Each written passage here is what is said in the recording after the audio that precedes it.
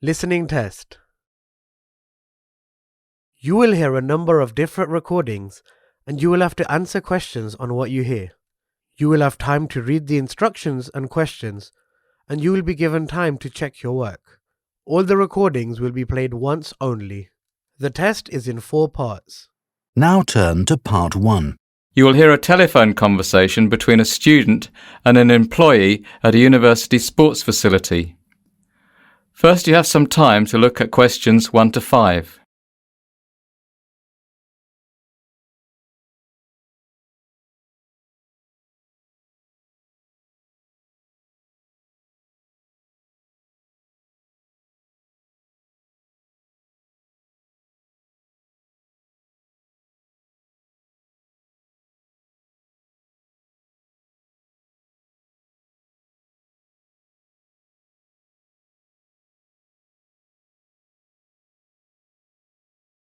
You will see that there is an example that has been done for you.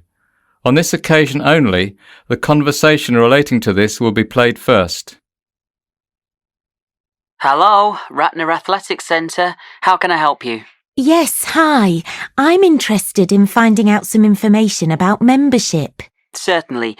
Are you a student? No, is that a problem? I was a student here 2 years ago. All right, that's no problem. Current students get membership for no charge, but recreational memberships are also available for purchase for university faculty, staff, alumni and retirees, as well as their spouses and children. The answer is no charge, so this has been filled in for you. Now we shall begin. You should answer the questions as you listen because you will not hear the recording a second time. Listen carefully and answer questions 1 to 5.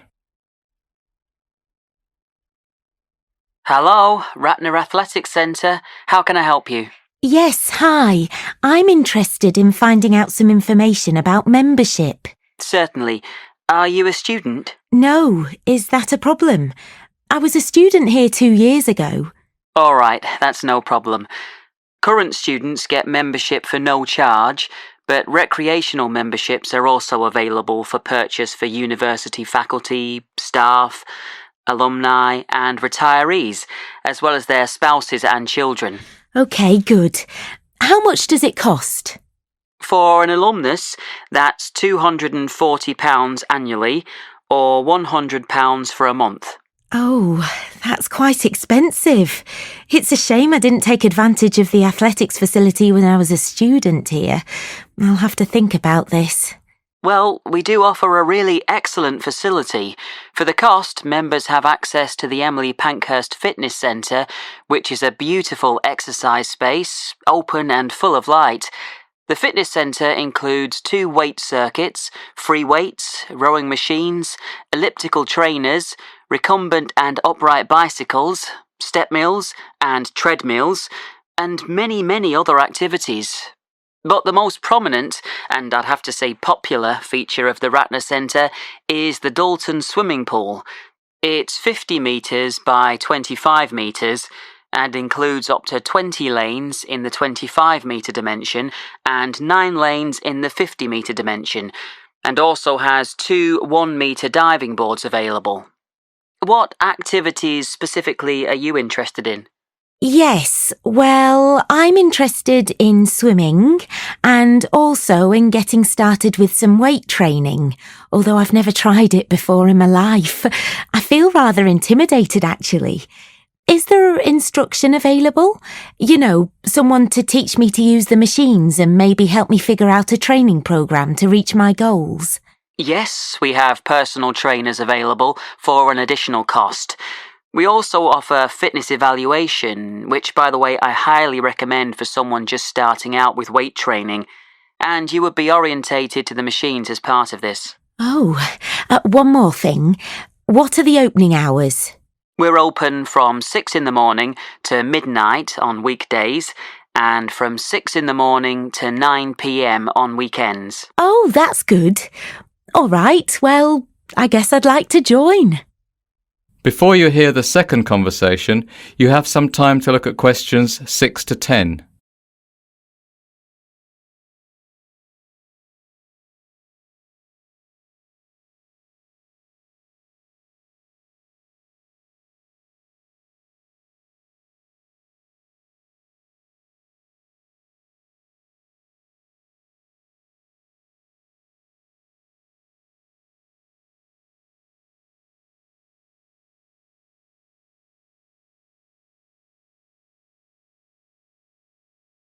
Now listen and answer questions 6 to 10. Very well. Can I have your name, please? That's Shannon Fleet. SHANNON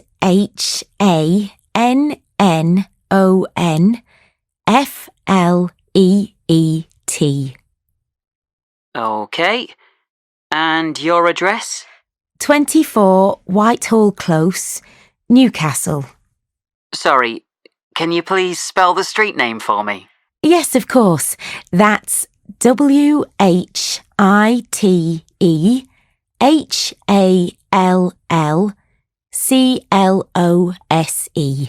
Got it. And your postcode? NE01EN. N as in night and E as in England? Yes, that's correct. Uh-huh. I'll need a phone number. OK, it's 9765 484 493. That's 9765 484 943. No, sorry. The last three numbers are 493, not 943. OK. Now, you'll need to pay when you come for the first time, and you can either pay by cash or credit card. I'll pay cash. Fine. And be sure to bring some sort of proof of address, like a bill or driver's licence. I don't drive. Will my electricity bill do? Yes, that's fine. And also bring a passport-sized photo so we can make up your membership card. OK, thanks. I'll come by this afternoon. That is the end of section 1. You now have half a minute to check your answers.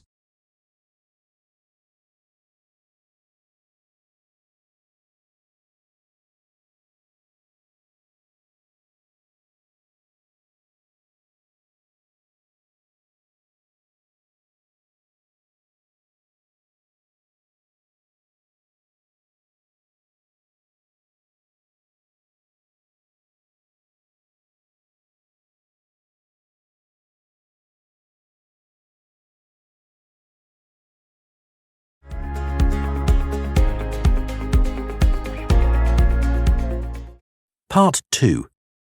You will now hear a speaker talking to a group of students planning to study in South America next year. First, you have some time to look at questions 11 to 15.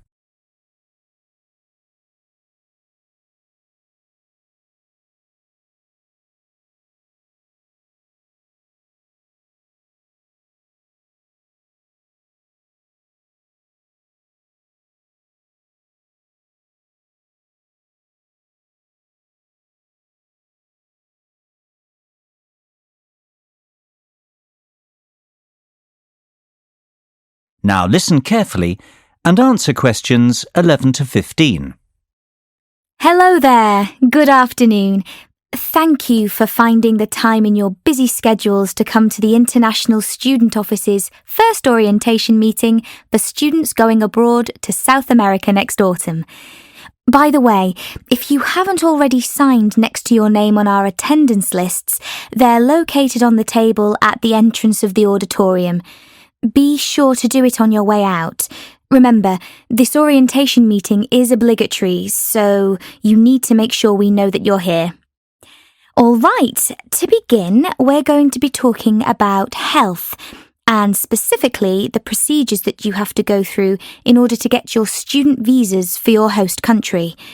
For all of you, this will entail gathering a folder of health information, such as vaccination records and proof from your doctors that you're not suffering from any serious contagious diseases. For many of you, this will also entail getting some extra vaccinations, depending on your destination country.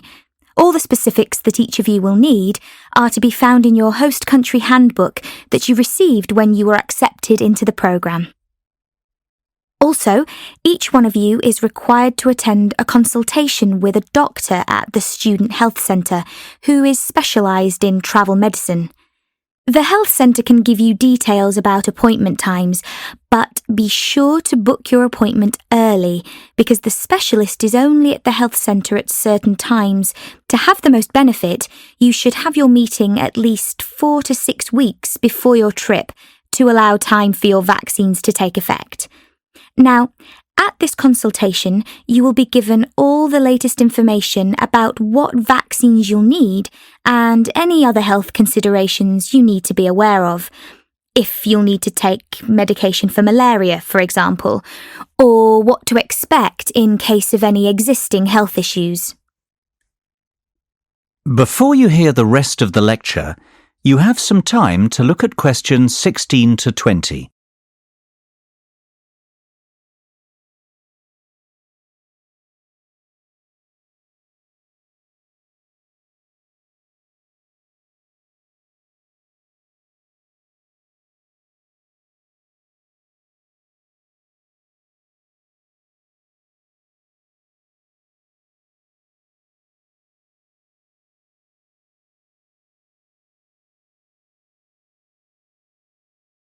Now listen carefully and answer questions 16 to 20. Now, I want to talk in a bit more detail about some important health issues that many of you will face.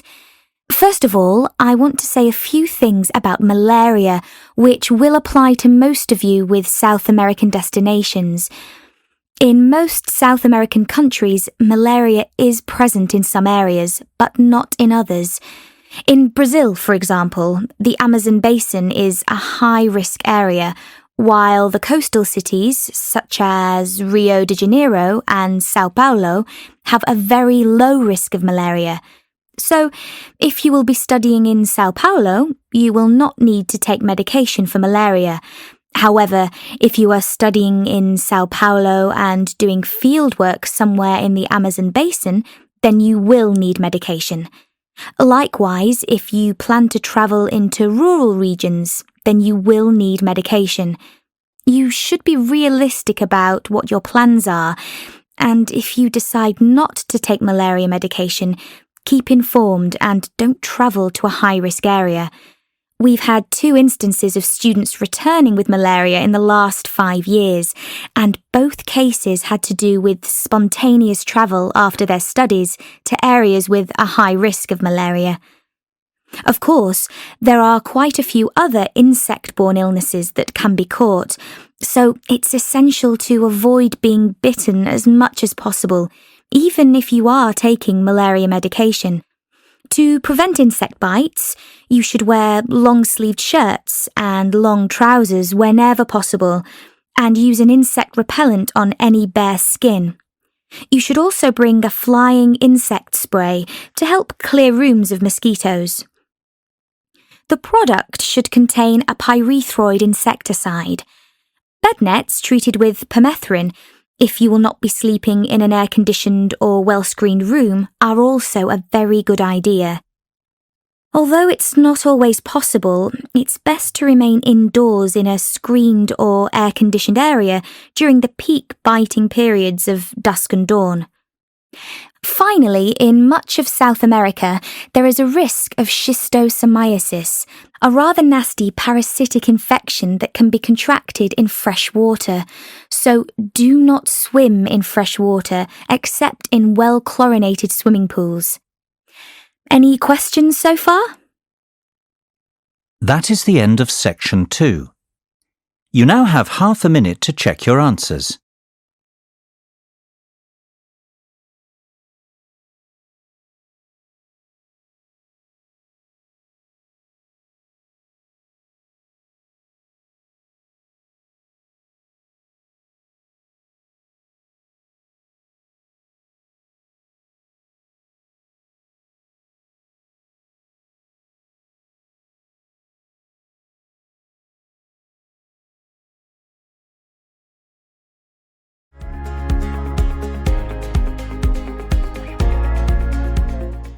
Part 3.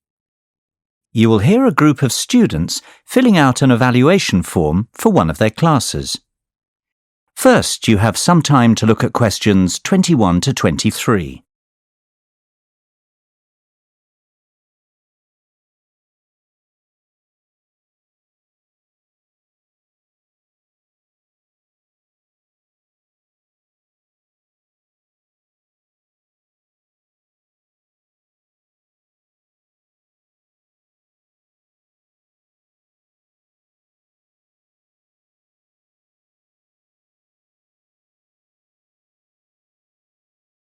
Now listen carefully and answer questions 21 to 23.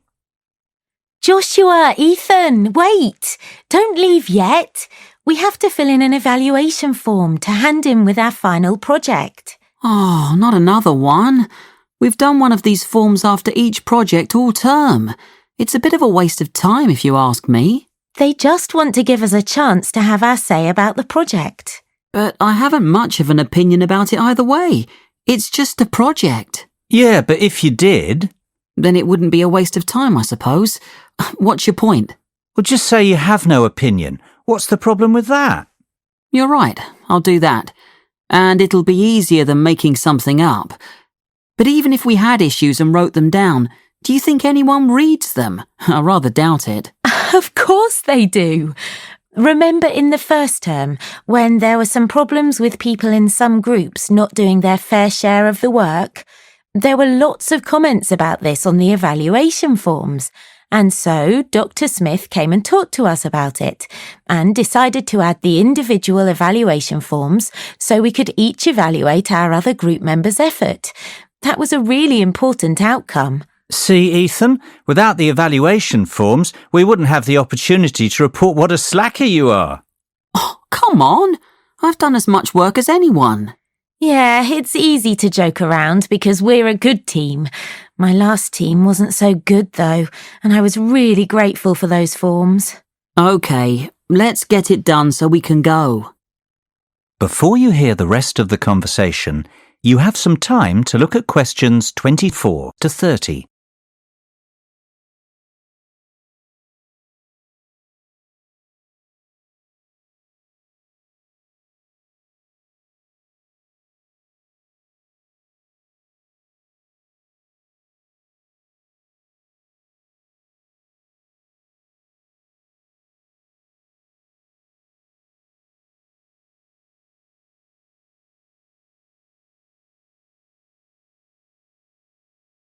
Now listen and answer questions 24 to 30.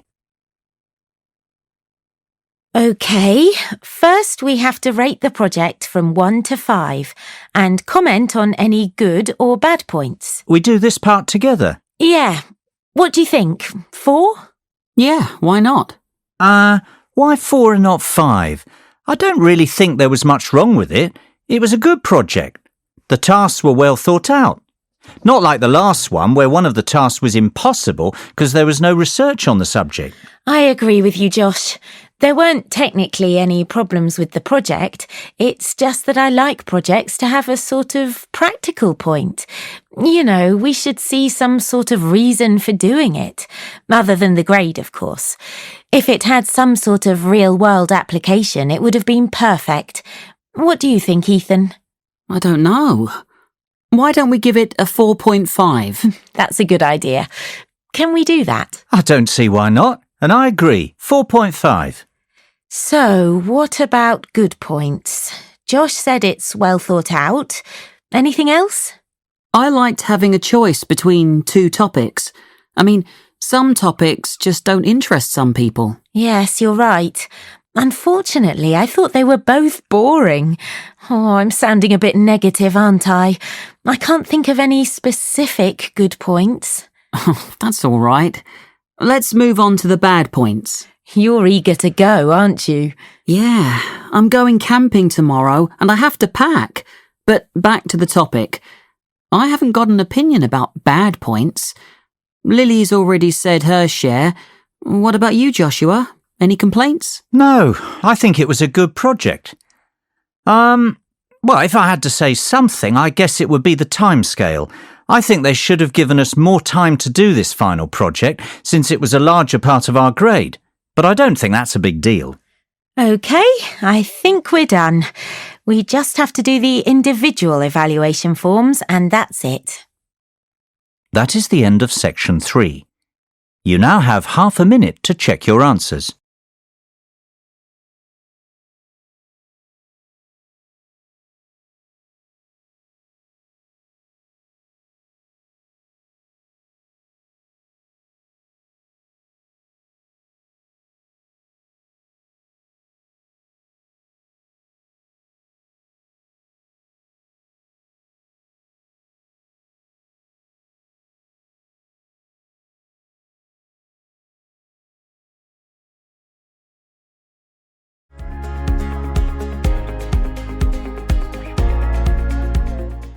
Part 4.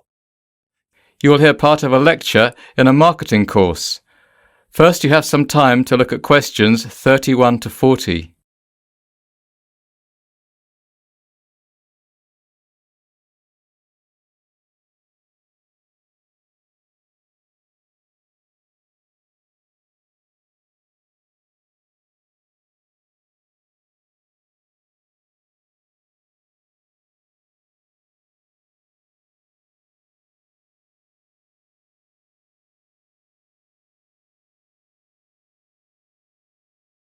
Now listen carefully and answer questions 31 to 40.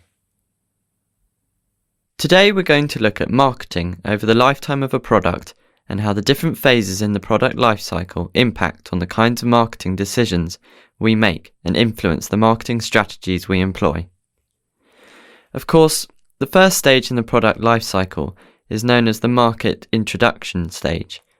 At this point, costs are very high indeed, and since the product is fresh to the market, sales volumes can be low to start as the product has yet to take off. What the marketing department must do, therefore, is get as much publicity as possible for the product and begin to develop brand awareness and loyalty. Think of the process as little steps. The first step is to get the brand noticed by your target market. This will require aggressive advertising using mediums which are likely to expose the product to and, just as importantly, appeal to the target customer. The next step would be to encourage the target market to try the product. Promotions, free trials and other special offers all play a role in enticing new customers over to your brand. Don't expect to make money during the market introduction stage. The focus should be solely on creating brand awareness. Then we move into the growth phase. Now here, costs will reduce dramatically as sales rise and economies of scale in production begin to kick in. Public awareness of the product has increased, and the focus of the marketing campaign will now switch more from creating awareness to generating customer loyalty and brand recognition. The first step for the marketing gurus is to find a way to reward return customers for their loyalty. In other words, provide them with an incentive to continue coming back. During the growth phase, several new competitors are likely to emerge as tangible threats to the business. The next step for the marketing team, then, is to differentiate their brand from the alternatives on the market. Unless customers see your product as distinct from the competitors, they really have no reason to remain loyal to it. Therefore, this brand differentiation that I have just spoken of is vital.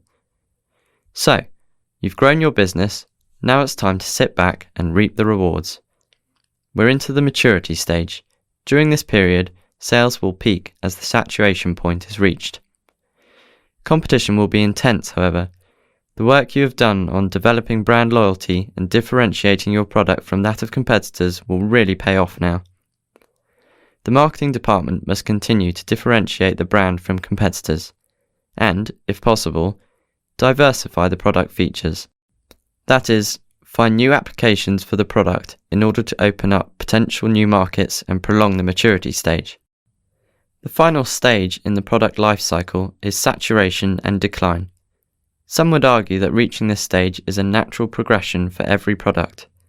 However, there is a growing belief that, should the marketing department do its job properly, the product should stabilise and never really fall into decline. We'll examine this debate a little more closely next time. That is the end of part 4. You now have half a minute to check your answers.